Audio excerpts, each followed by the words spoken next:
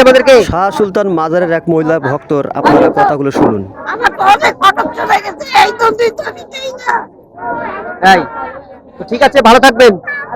অনেক গেছে। চাকরি বকর থেকে তোমার আমি এখন যে জায়গাটাতে দাঁড়িয়ে আছি বন্ধুরা, যদি আপনাদেরকে দেখানোর চেষ্টা করি, আপনারা দেখতে পাচ্ছেন মহাস্থান মাজার মসজিদ কমপ্লেক্সের ভুবনের সামনে দাঁড়িয়ে আছি। তো এই জায়গাটাতে প্রতি বছরই কিন্তু শেষ বৈশাখের দিনে যে মেলাটা হয়ে থাকে, এটা হচ্ছে বগুড়া মহাস্থানগড়ের মেলা।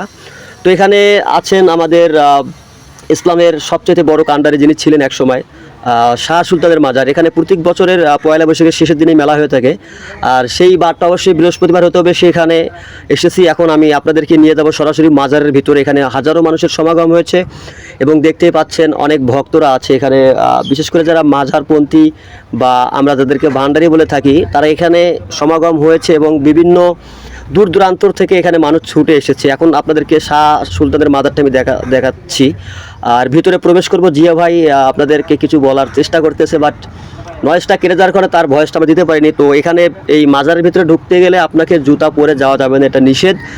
জুতো আমরা হাতে খুলে নিয়েছি এবং এই মাজারের ভিতরে প্রবেশ করব এবং এখানে আমরা হচ্ছে মাজার জিয়ারত করব ইনশাআল্লাহ। কারণ আল্লাহর ওলির মাজার জিয়ারত করতে পারলেই মনের মধ্যে একটা অন্যরকম তৃপ্তি লাগে। তো চলেন আমরা ভিতরের দিকে ঢুকবো এবং ভিতরের কী অবস্থা সেটা দেখানোর চেষ্টা করি।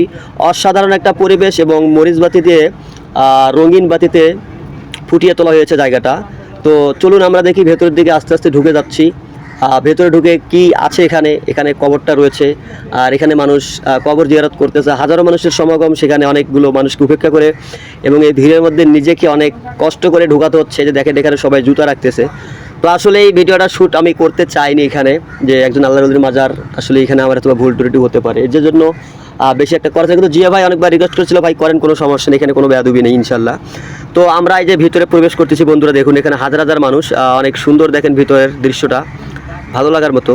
তো এখন আমি যদি আপনাদেরকে যেটা দেখাবো সেটা হচ্ছে যে আপনারা দেখেন শাহ সুলতানের মাজার, যিনি এখানে আল্লাহর ওলির এখানে এই যে কবরটা, মাজারটা। তো দেখেন এখানে হাজারো মানুষ কবর জিয়ারত করতেছে, মোনাজাত করতেছে, তার ওখানে অনেকেই টাকাও দিচ্ছে। আসলে টাকা কেন দেয় মাজারে সেটা আমি জানি না, এটা আপনারা অবশ্যই কমেন্ট বক্স করে আমাকে জানাবেন। আর যদি দেখাই, দেখেন অনেক মানুষ টাকা দিচ্ছে, অনেক মানুষ হাত তুলে মোনাজাত করতেছে, তারপরে হচ্ছে অনেক দোয়া করতেছে। বাট আমিও নিজে সেখানে দোয়া করেছি, কবর জিয়ারত করেছি, আল্লাহর কাছে দোয়া করেছি সারা পৃথিবীর মুসলমানদের জন্য, আমার পরিবারের জন্য এবং ওখানে যিনি শুয়ে আছেন তার জন্য আমি অনেক দোয়া করেছি এবং আমরা যারা গিয়েছিলাম সবার জন্যই দোয়া করেছি। যে এরকম আসলে আল্লাহর ওলির মাজার সফর করা বা কবর জিয়ারত করাটা আসলে একটা ভাগ্যের ব্যাপার। তো সেখানে তো যাওয়া হয় না, আর যেহেতু ওখানে শেষ বৈশাখের একটা মেলা ছিল, সেই ক্ষেত্রে এই সুযোগটা হয়েছে, যার কারণে সব কাজটাই হচ্ছে। যে দেখেন আপনারা শাহ সুলতানের মাজারটা দেখতে পাচ্ছেন, হাজারো মানুষের দলে, ওই পাশে নারী পুরুষেরাও আছে, তারা সেখান থেকে জিকির আজগার নিয়ে ব্যস্ত।